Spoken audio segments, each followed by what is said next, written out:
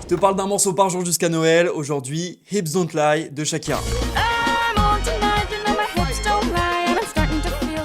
Ok, en 2005-2006, Shakira, elle va pas chômer, elle sort 2 projets à la suite, Oral Fixation volume 1 et volume 2. Malheureusement, le focus track Don't Bother, il va pas marcher comme prévu, et donc le label cherche des solutions pour dynamiser les ventes. Il y a un des membres du label justement qui va avoir une idée brillante. Il va contacter un producteur de renom dans l'industrie, qui en plus a été membre du groupe des Fugees, c'est Wyclef Jean. Wyclef, il a composé une prod qu'il trouve très cool, qui de base devait servir pour un projet des Fugees, et qui finalement, on sait pas trop comment, s'est retrouvé dans la BO du film Dirty Dancing Havana Nights sous le nom Dance Like This.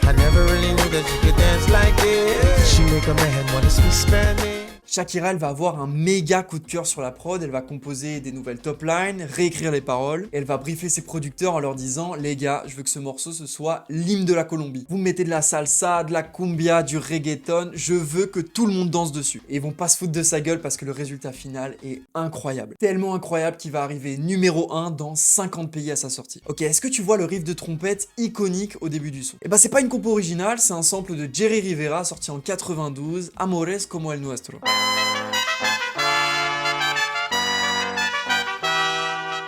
C'est un morceau qui avait déjà été samplé par Lord Tariq dans son morceau Uptown Baby dans les années 90.